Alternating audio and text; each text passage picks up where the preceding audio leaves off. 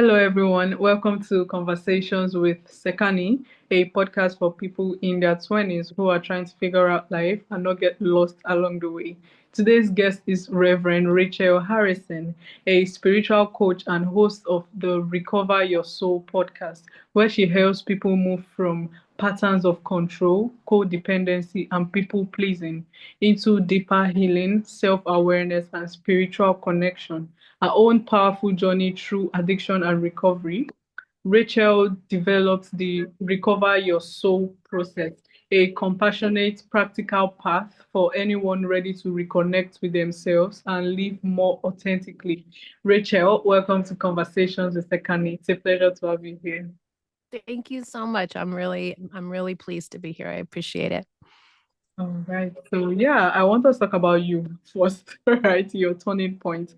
So you've shared your recovery journey, which truly shifted in 2018. So what changed internally for you at that time? Oh my goodness, so many things. But I think what's interesting about my addiction is that I was an alcoholic. I definitely was an alcoholic, but I don't have the genetics for addiction, for alcoholic genetic addiction. My husband has those genes. My kids have those genes. They have the genes where once they take a drink, there's just something that takes over them that wants more. I started drinking because I didn't feel comfortable in my skin. And I started drinking because I had a lot of discomfort around other people's discomfort because I have an empathic and a sensitive nature. And I think that oftentimes for people who are empaths or have that sensitivity, that real compassion and can see other people and we want to please other people. I didn't realize at the time that actually what alcohol was doing was trying to soothe that part of me that had been created from everything's created from our childhood, right? The experiences that we have in our childhood and the culture that we live in and the way that we're conditioned. But alcohol was a way to kind of take the edge off and be able to be in the world. And alcohol is, among other substances, an um, addictive substance. And so over time, it got to where the addiction actually was within me and that I was compulsively drinking in a way that was literally killing me. And so in 2018, at 48 years old, right? So your podcast is for people who are substantially younger. Man, if I had done it when I was younger, I mean, it's sometimes there's a definite part of me that thinks I could have done so much more in my life. I could have skipped so much heartache and so much pain that came directly out of being consumed by all my addictions, which were, of course, alcohol, but codependency and people pleasing if I had done it earlier. But at 48, I just had a moment of grace that made me decide that my life was worth living and that I didn't want to waste my soul's experience. I had an epiphany around the value of our soul and how our soul comes into body into this one life. Whether you believe in reincarnation like I do or don't, you get to be this incarnation of you only one time. And I decided that I wanted to not waste it. I really wanted to do something about it. So I quit trying to fix everybody else around me, which had been my pattern for the last 20 years, which was not working, by the way. And I went back into the rooms of AA and then I went into the rooms of Al-Anon. And Al-Anon is really what saved my life. It's really where I got healing from my main addiction, which is codependency and people pleasing. And in that, I discovered that spirituality, which had been in my life all along on some form, was the call. It was the solution. And that I had to let go of the need to fix and control everybody else and take my power back. I was giving my power away. We give our power away. We think if they can be better, I can be better. Well, when you do that, you're powerless over whether they're okay, whether it's a country or your family. you're giving everything to an outside source that you really can't control. So when I decided I was going to let go of them and put the attention on me, just subsequent incredible shifts happened really quickly. And sobriety was a huge piece of it, but it was about really healing those wounded parts of myself. And if you look at who I was in 2018, bloated, my numbers and my medical blood history, like I was bad. I was in really, really bad shape. To today, it's two different people, because I've done the work to remember my wholeness and create a life that is more aligned with who my soul came here to be.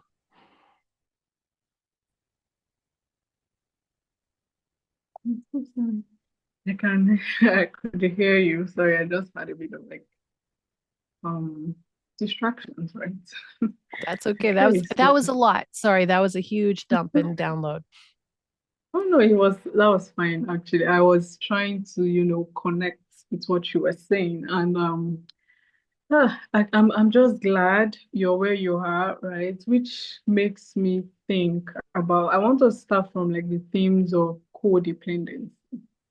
So I'm trying to understand the meaning of codependency because from what I think is the ability to not be able to do something without a particular person being there, right? You can't move on. If this person is not in your life, you won't be able to do anything. So it has to be there. You feel like you cannot live your life alone without someone that you're depending on. So I want to know, is my definition actually correct of what codependency means?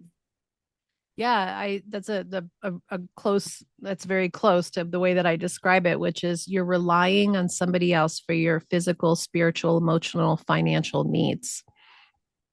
So we put the energy into somebody else being the resource, and it doesn't mean that you can't be in union, but we put all the emphasis on the solution. They're the resource. They're the one that's going to provide me with safety, emotional safety, physical safety, financial safety, and we lose ourselves in it. We become an us instead of a you and a me. So one of the things that I look at in my life was I was working so hard to be the perfect wife, the perfect mother, the perfect employee, but mostly within my family, the perfect wife, the perfect mother.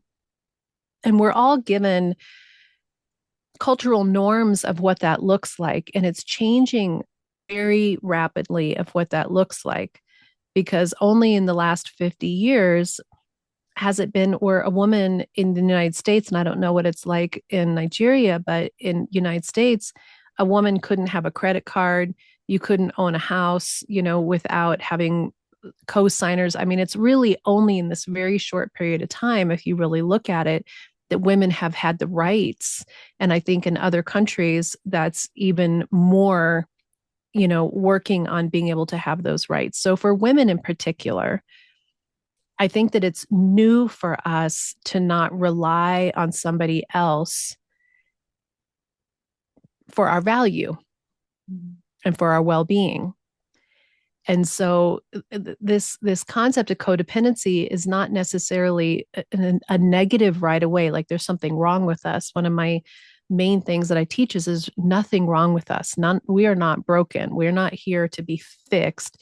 We're here to realign and to remember our wholeness, that I believe that spirit brought us here to be whole and to stand in our fullest self. Well, we've been giving our power away for so long to define who we are, we don't even know who we are.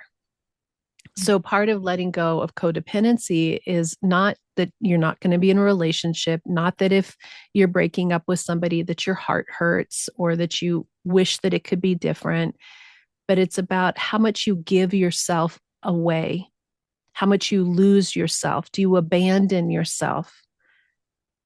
Do you take away from the essence of who you are to accommodate somebody else?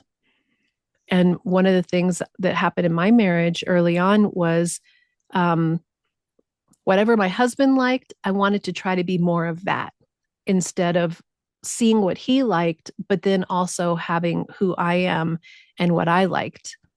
And it took a long time to navigate those differences because we're very different people. And what's interesting is in the years where I was in addiction and I was in heavy codependency, my suffering was this constant frustration with the discord within those places. He likes 90s grunge band music, and I like singer songwritery music, and we don't have to like the same thing. And so, I mean, this is just a little example of kind of a bigger spectrum, but I was always trying to fit into what that was, what that energy was, and it didn't resonate with me at all. So instead of being able to let him free in his world, stay married, but let him free in his world without thinking that I had to like it, I had to agree with it, I had to dress like that, I had to listen to it. It took me a long time to realize that loving him didn't mean that I had to be in every one of his values or everything that he liked. Because in the end, I kept losing what I wanted to understand more of. And in my situation, he was never asking me to do that. I did that on my own because I thought that's what women do. I thought that's what good wives did. And so 33 years into marriage, we're more different than ever, but we celebrate each other's differences. And instead of me thinking I have to be attached to him to be loved, I'm actually recognizing that the more I'm myself and the more he's himself, the more we're each doing our soul's journeys side by side and we can celebrate each other. And I'm not reliant on him for anything, but I enjoy having him in my life, which is an entirely different scenario. Wow. This is actually so relatable, right? I could relate to everything you were saying, only that not just on not the same level, but I could relate. Only that in your case, you're married, right? But I am not married to this person. We're just in a relationship. And like you said, they are not exactly asking us to live how they live, right? We just feel like as a woman, that's what we are supposed to do. Right. And sometimes, right, it can get it feels choking sometimes, wanting to change everything about you. And yes, just by listening to your story, I feel now I don't feel alone. And at the same time, I know that there's something that can be done. I could actually just be me and then coexist with someone that I really care about without having to change my own personality or everything about me. So yeah, thank you so much for that one actually. And I want to say on a spiritual level, since I'm a spiritual teacher, there's no greater opportunity for our soul's growth than in relationship. And I think that we're in a time right now that's really profound where there's a shift from conformity. There used to be a high pressure for conformity, and the safety was in the conformity. And I think we're being invited right now to step into a new perception, a new consciousness. And it doesn't make it have to be this huge, wild, we're rejecting relationship or we're rejecting um, males and females and the structure. It's actually about coming into more true connection with each of us as souls. And that when you choose a person, the hope is that you're choosing somebody who wants to grow with you and learn, that each person is learning within that experience to be their best selves. Instead of, there's always compromise, right? But it's not about somebody having to conform to somebody else to be safe. And so I see relationship as this beautiful mirror on a regular basis where you look and you're like, oh, he's not actually asking me to do that. So, what is it in me that thinks I have to? And then you heal those parts of yourself so that you can stand more fully in who you are. Because if you're in a healthy relationship, that person wants you to be the full expression of who you are. And it doesn't mean that you don't have hard conversations or that you don't bump up against each other. Those are the challenges that help us grow. But I think we're in a place now where there's more clarity about not tolerating relationships that aren't of that aren't of that nature over the conformity and safety of just, pick a man who will make money, right? Or like keep you structured. It's like we as souls, we want so much more now. So it's really this opportunity to grow more and more deeply within yourself to become your greatest expression. But relationship, if you're in one that gives you the opportunity to do that, is the greatest gift that you can have to really bump up against some hard stuff and in it grow instead of shrink. If you're having to shrink instead of to grow, that's something to look at. Oh, wow. All right. Thank you so much for this, actually. Thank you. It has been amazing. And yeah, I want us to talk about like spiritual awakening. So you describe your transformation as a spiritual awakening. So what does that actually feel like for someone who is experiencing it? The way that I think a spiritual awakening can be seen is that it's almost like a veil gets lifted from your eyes and you see in a new way. And that can look different for every single person. So, one of the things that I think is really important around the movement from religion to spirituality is religion was a doctrine that told people what to do and had a lot of fear in a lot of it. If you don't follow these rules, if you don't do these things, something bad's going to happen to you. If you follow our rules and you do these things, you'll be saved, it'll be okay. I think spirituality is opening us up to say, yeah, I can understand why people created those systems because we're just trying to be safe. We're trying to have certainty. But when you open your eyes and you start to have a spiritual awakening, I think that we begin to see there's so much more than what we've been taught or even what we could ever understand. And so that might look entirely different for one person to another person, but it's really about being more in touch with your soul and your higher self, and then recognizing whatever higher power is to you. For some people it's very traditional, it's Jesus or it's Buddha or it's Allah or it's some avatar, some master teacher, some doctrine, but you see it outside of the lines that were given that might have been restricting. And I'm in metaphysics, so I'm more in new thought, which is I don't see it as a person or as an entity. I see it as an energy that encompasses everything. But it's almost like the fear and all the rules. You move up where you can just witness how those don't align with you anymore, and you're willing to begin to step out into faith to discover what feels more aligned with you. And it may not align with other people.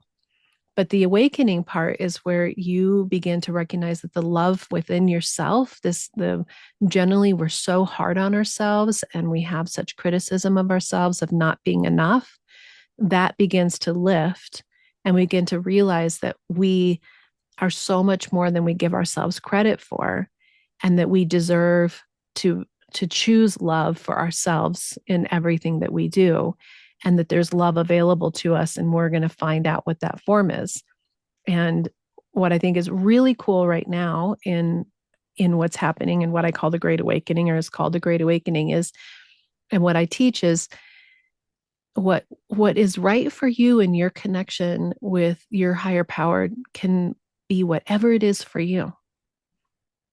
Nobody may have the same relationship that you do. And I think that that piece gives us so, I mean, talk about codependency. We've been codependent on organizations and religions and, whole structures to give us safety. And now we can take our power back and say, if I look up in the sky and I see a beautiful blue day and I see the clouds crossing and maybe an animal or a bird, and I feel a wholeness in my heart, I feel a knowing that all is well. That can mean everything. You don't need anyone else's doctrine. And you just begin to lean more into what that is. Wow. Hey, thank you so much for that one. And yeah, now we've covered spiritual awakening and understanding what it is that you want to believe in, right? Not just believe in, but it's about looking beyond what they already trained you to look at. Like, let's say over here, I'll use here for example, actually. I feel, although I believe in God, right? But I feel being a believer is different from being religious, right? Mm-hmm. Because religion as they just came up with a rules and be like, don't do this, don't do that, do this. If you can do it, if you've done this, you're doomed to hell. I know, I believe in God, right? Because I can feel Him personally. When I pray, I just feel better when I pray and talk to Him. I have my own personal relationship with Him.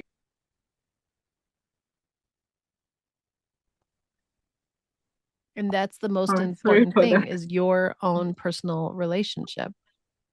Exactly. So I think people might not understand it. So doing religion they might not just understand. So I have to look beyond religion and look at what actually, works for me and what makes me happy. Yeah, I think I've taken One of the things that I think about Sakani is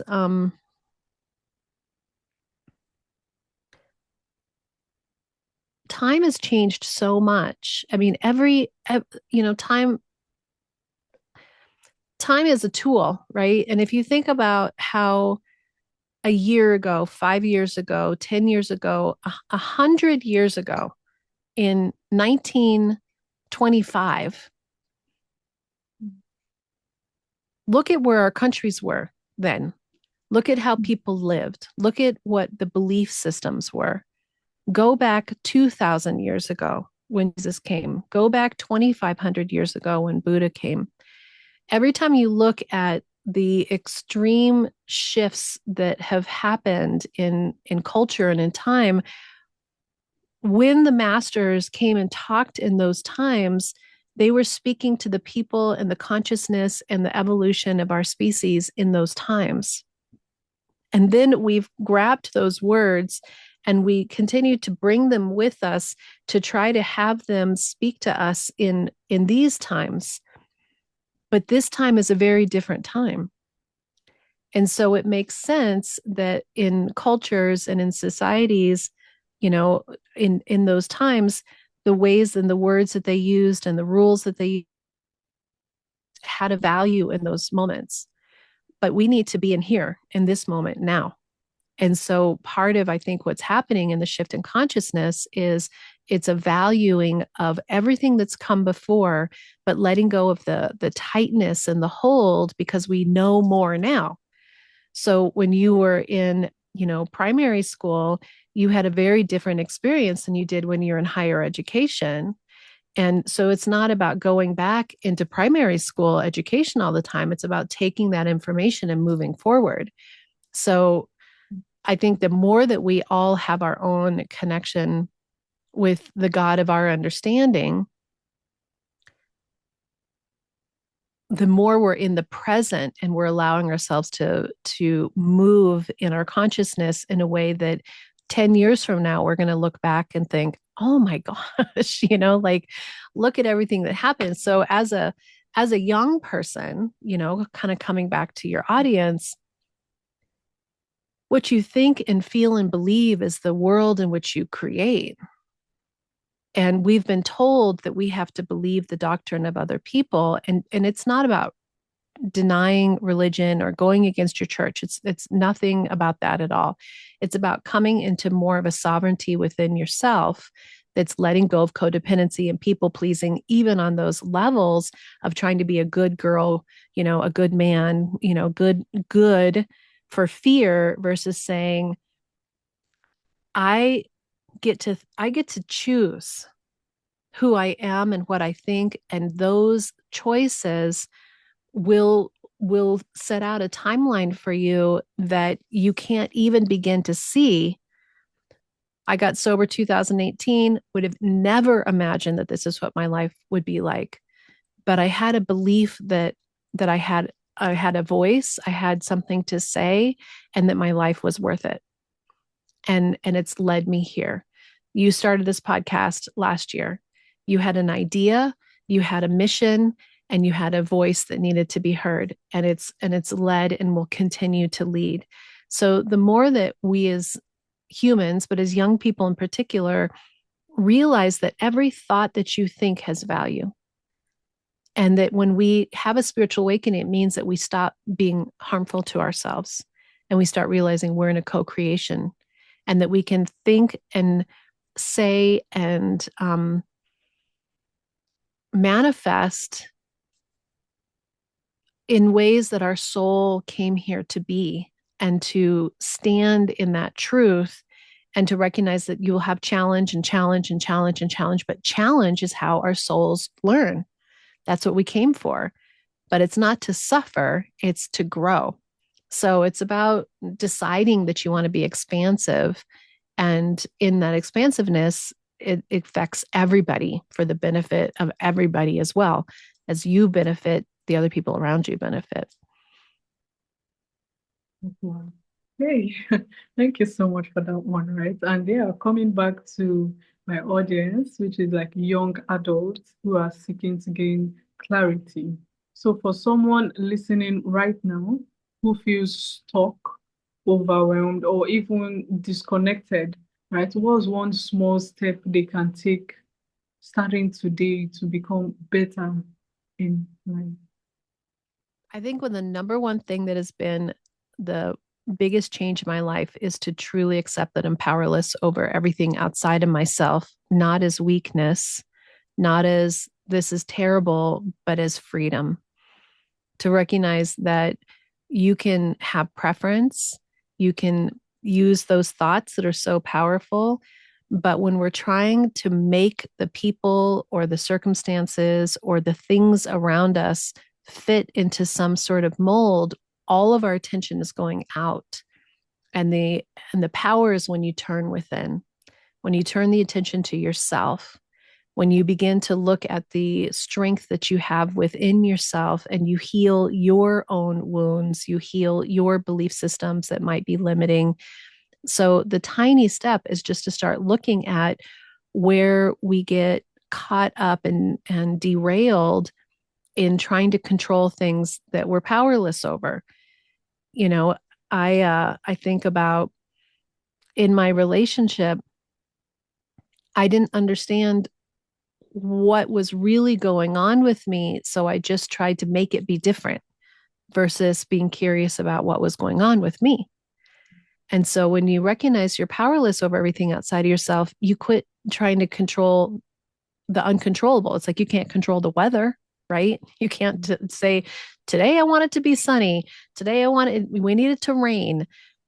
It's the exact same thing with your parents. It's the exact same thing with your boyfriend or girlfriend. It's the exact same thing in the world around you. But when you recognize the control that you have within your own well-being, things will shift in ways that you couldn't have imagined. So it's about turning within and seeing the value and the power of your body, your existence, your mind, your heart, your soul, and putting all your attention on your well-being, your happiness, choosing yourself. Choosing myself. Okay. Thank you so much. And yeah, finally, I was going to ask, what does it mean to, truly live an authentic life after healing?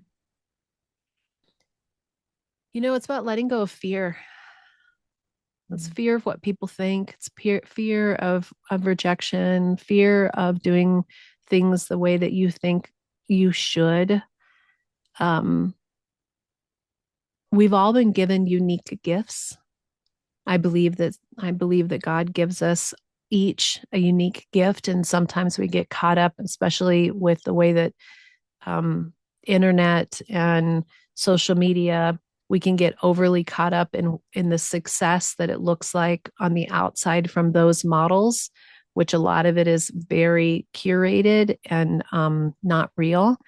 So authenticity is really about coming to the gifts that you have and what brings you joy and passion, and really connecting with and sometimes the gifts we are so subtle that we don't understand what they are. Sometimes the gift might just be the ability to really be in a room and connect with people and see them and let them be seen and felt and heard. Some people might have the gift of leadership. Some people might have the gift of, feeding the community. Some people might have the gift of sales. Like whatever it is, it's about really recognizing the value of who you are instead of who you think you should be, and not being afraid to be the truth of who you are.